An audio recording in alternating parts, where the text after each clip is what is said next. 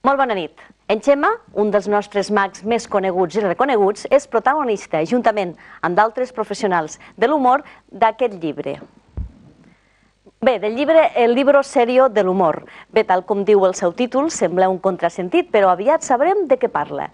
La nostra proposta d'estiu avui viatja cap al pati de l'Institut d'Estudis Ilerdencs i també visitarem les piscines de Juneda. Val a dir que aquest espai que crea gran expectativa allà on anem, sobretot entre la canalla. Bé, el llibre no sé pas on l'he deixat. Sí, que el tenim aquí. Bueno, el Xema, suposo que ja el conegueu tots. Bona tarda. I el llibre. Xema, què tal? I aquests guants? Són de llana, no tens calor? Sí, però jo havia pensat, dic, ja que porto el llibre, com que és un llibre molt important, dic, s'ha de fer amb guants, aguantar-lo amb guants. Això ho fan quan serveixen, no has vist els restaurants de luxe, que et serveixen el plat amb guants, quan és un plat de luxe, doncs fem el mateix. Doncs aleshores jo no goso tocar-lo. No, per tu, sí. Sense guants? Sí, i a més aprofitarem els guants. Mira, digue'm un dels dos. De guants? Sí, un dels dos. Aquest. Molt bé, doncs aquest per mi i aquest per tu. Agafa-la així. Lliurement, has dit. Aleshores intentarem veure si podem fer alguna cosa de màgic. Tu concentra't, no tens que apretar el més. Tampoc, no, una cosa que estigui bé. Perquè hauríem de mirar que el guà desaparegui de la teva mà i passi a la meva mà. A veure, tens que dir, pirulí, pirulà, el guà passarà. A veure, prova. Pirulí, pirulà, el guà passarà. No, però és que més que apretar, és que l'estàs estrujant, Pepita. A més de carinyo, no. A veure. No. És que això de l'humor no és el meu. T'has passat molt, Doncs sí, ho sento. I ja no els podrem tornar a fer servir. No, no es poden llançar fora.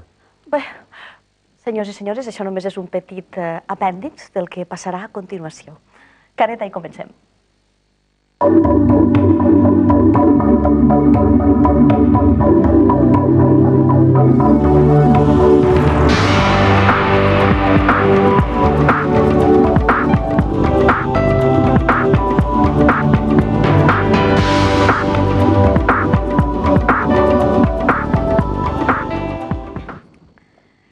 Xema, què tal estàs?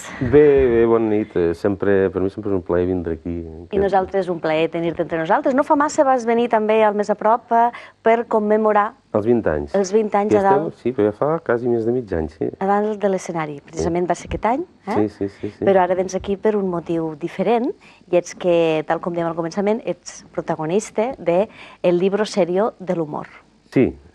Juntament amb d'altres professionals de l'humor. Sí, en total som 13, diem 12 més 1 sempre, perquè també és una forma d'expressar, però som 12 professionals i un que no és professional. Aleshores, per dir, som 13, llavors sí, hi ha l'Arévalo, hi ha el Bigotero Zet, Toni Antonio, el senyor Corrales, Pepe Carabias, Marisol i sus muñecos. Jo pràcticament sóc l'únic català que hi ha.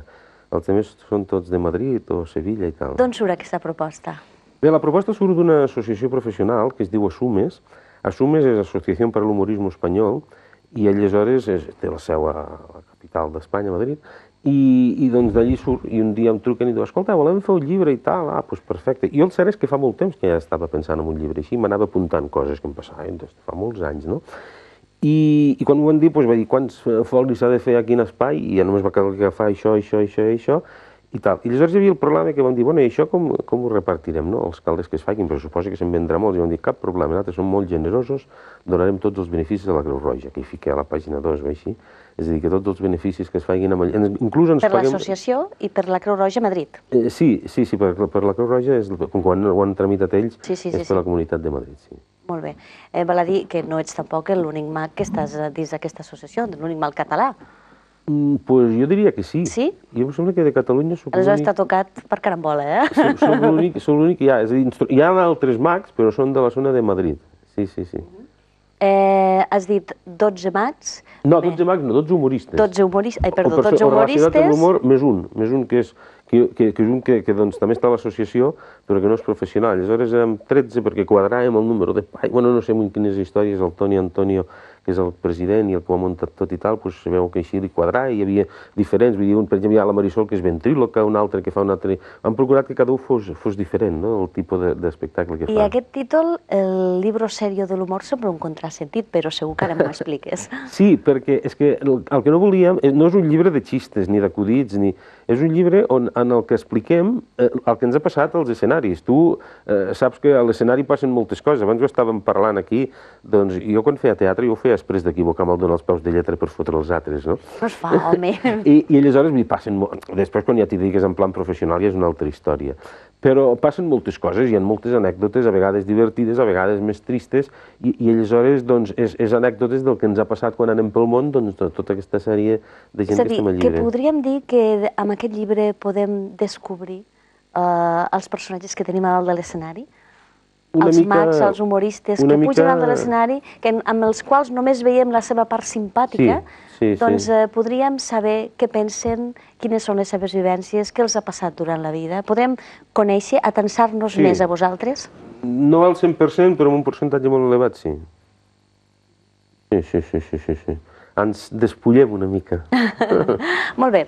Si et sembla, a mi m'agradaria mostrar als nostres telespectadors la teva fotografia. No és una fotografia, és un dibuix, és el disseny del Txema. Sisplau, els de realització, em voleu posar la fotografia?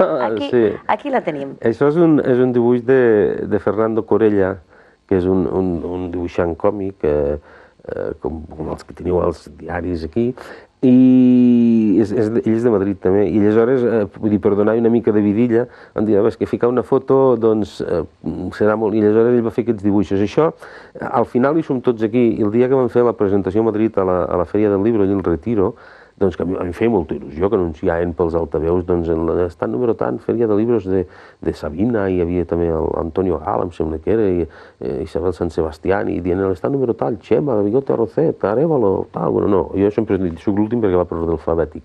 I aleshores, a cada un, al signàvem, fèiem la dedicatòria a la foto, veus que al final hi ha les fotos de tots, bueno, els dibuixos aquests per un de cada un, i aleshores fèiem la dedicatòria aquí. I tu et sents identificat, totalment identificat amb aquest dibuix? Sí. Està molt ben lograt. Vull dir, cada un és, no sé, al Toni Antonio, que li agraden molt les cartes, doncs han fet jugant a cartes, el Bigote Arrocet, que va anar al programa aquest de Telecinco d'aventures, no sé, han ficat allà un tipus aventurer, jo amb una paloma fent màgia, que palomes no he fet servir mai, però és igual. És igual, això. Com a conills, sí, tampoc? Animals vius una vegada. És difícil. No, una vegada perquè m'ho van demanar, era un compromís. I li vaig dir, però els conills els heu de portar vosaltres. Jo he tret palomes i conills, però sempre és de broma, no? Vull dir, no són mai vius, perquè és molt complex i molt complicat, i viatges molt, hi ha problemes als hotels, amb els animals, però una vegada sí, ho vaig fer amb conills i els va portar, el que m'havia contractat va portar els conills. I llavors jo vaig portar els aparells, fèiem aparèixer, desaparèixer i tal. Txema, quina és la màgia de l'humor? La màgia de l'humor és poder tirar endavant cada dia, que tal com estan les coses ja costa prou.